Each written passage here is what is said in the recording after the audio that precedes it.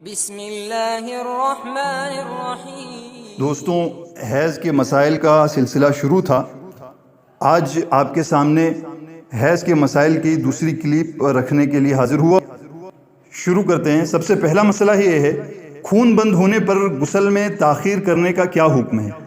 جب حیض یا نفاس کا خون اکثر مدت سے کم میں کسی نماز کے شروع وقت میں منقطع ہو، بند ہو، تو افضل یہ ہے کہ غسل کرنے میں جلدی نہ کرے، بلکہ نماز کے آخری مستحب وقت تک احتیاطاً تاخیر کرے تاکہ دوبارہ خون آنے کا احتمال نہ رہے۔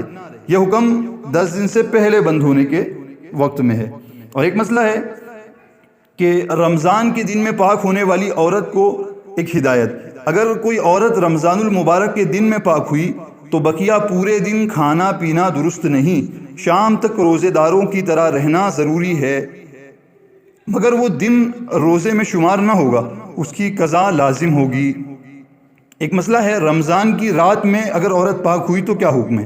اگر 10 دن مکمل حیض آنے کے بعد رمضان المبارک کی رات کے بالکل آخری حصے میں پاک ہوئی کہ ابھی صبح صادق میں چند لمحات گو کہ صرف اللہ اکبر کہنے کے بقدر وقت ہی باقی ہے، تو اگلے دن اس کا روزہ صحیح اور معتبر ہو جائے گا، اور اگر تکبیر کہنے کے بقدر بھی وقت نہ بچے تو اس دن کا روزہ معتبر نہ ہوگا، بعد میں قضا کرنی ہوگی۔ اور اگر 10 دن سے کم میں خون بند ہوا ہے تو اگر رات میں غسل کرنے کے بعد تکبیر تحریمہ کہہ سکنے کے بقدر وقت باقی ہو تو اگلے دن کا روزہ صحیح ہوگا، ورنہ صحیح نہ ہوگا، بعد میں قضا کرنی پڑے گی۔ یعنی یہ فرق ہے 10 دن سے کم میں بند ہونے پر اور 10 دن پورے ہونے پر بند ہونے میں، یہ فرق ہے۔ ایک مسئلہ ہے، حالت حیض میں سجدہ تلاوت واجب نہیں۔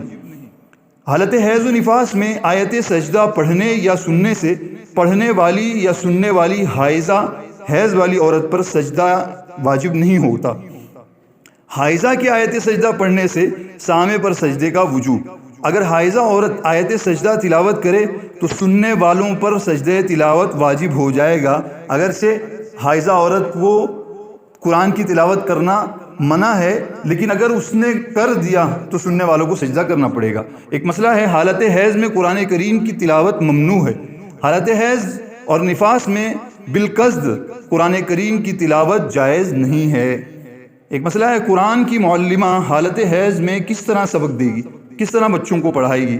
اگر قرآن کریم پڑھانے والی معلمہ یعنی استانی کے لیے حالت حیض میں بچیوں کو پڑھانا ناگزیر اور ضروری ہو تو وہ پوری آیت ایک ساتھ نہ کہلوائے، بلکہ ایک ایک کلمہ الگ الگ کر کے پڑھائے۔ مثلا قل ہوا اللہ احد، یعنی ہر کلمے کے درمیان فصل کرے، جدائی کرے، رواں نہ پڑھائے ایک ساتھ۔ ایک مسئلہ ہے، حالت حیض میں قرآن کریم کو ہاتھ لگانے کا کیا حکم ہے؟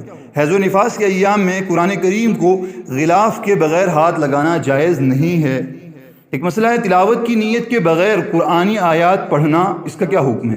اگر تلاوت کی نیت نہ ہو بلکہ حمد خداوندی، دعا اور ذکر کے مقصد سے قرآن کریم کی آیت حالت حیض میں پڑھی جائیں تو اس میں یہ تفصیل ہے کہ دعا اور حمد کے مضامین پر مشتمل آیات میں تو ان کا پڑھنا مطلقاً جائز ہے، خواہ آیات طویل ہوں یا مختصر۔ اور اگر حمد و ثنا والی آیات نہ ہوں، مثلا سورہ لہب ہو جس میں ابو لہب کی ہلاکت کا ذکر ہے، تو چھوٹی چھوٹی آیتوں کے پڑھنے کی اجازت ہے اور لمبی آیات کا پڑھنا منع ہے۔ ایک مسئلہ ہے، حالت حیض میں قرآنی اور نبوی دعائیں پڑھنا درست ہے یا نہیں؟ حالت حیض میں ہر طرح کی دعائیں پڑھنا جائز ہے، حتیٰ کہ وہ دعائیں بھی پڑھی جا سکتی ہیں جن کے الفاظ قرآن کریم اور احادیث طیبہ میں وارد ہوئے ہیں۔ اس حال میں دعائے قنوت پڑھنا بھی درست ہے۔ ایک مسئلہ ہے، حالت حیض میں سلام و اذان کا جواب دینا کیسا ہے؟ حالت حیض میں اذان کے کلمات کا جواب دینا اور اس کے بعد دعا پڑھنا سب درست ہے۔ ایک مسئلہ ہے، حالت حیض میں دینی کتابوں کا مطالعہ اور درس دینا کیسا ہے؟ ناپاکی کے ایام میں دینی کتابوں کا پڑھنا، مطالعہ کرنا اور درس دینا سب جائز ہے، لیکن ان میں جہاں قرآن کریم کی آیت لکھی ہو اس جگہ ہاتھ لگانا اور وہ آیت زبان سے پڑھنا جائز نہیں ہے۔ ایک مسئلہ ہے، حالت حیض میں قرآن پر نظر ڈالنا۔ حیض کی حالت میں ہاتھ لگانے اور زبان سے پڑھے بغیر قرآن کریم پر نظر ڈالنا منع نہیں ہے۔ ایک مسئلہ ہے، حالت حیض میں وعظ کی مجلس میں یعنی اجتماع وغیرہ میں جانا۔ حالت حیض میں عورت کے لیے وعظ و نصیحت کی مجلس میں شرکت درست ہے، بشرطے کہ یہ مجلس مسجد میں منعقد نہ ہو، اس لیے کہ حیض والی عورت کے لیے مسجد میں داخل ہونا ممنوع ہے۔ ایک مسئلہ ہے حالت حیض و نفاس میں جماع حرام ہے۔ حیض و نفاس کی حالت میں بیوی سے جماع کرنا یعنی صحبت کرنا قطعاً حرام ہے۔ قرآن کریم میں اس کی ممانعت وارد ہوئی ہے، حتیٰ کہ بعض فقہا نے اس حال میں جماع کو حلال سمجھنے والے پر کفر کا فتویٰ دیا ہے۔ احتیاط لازم ہے۔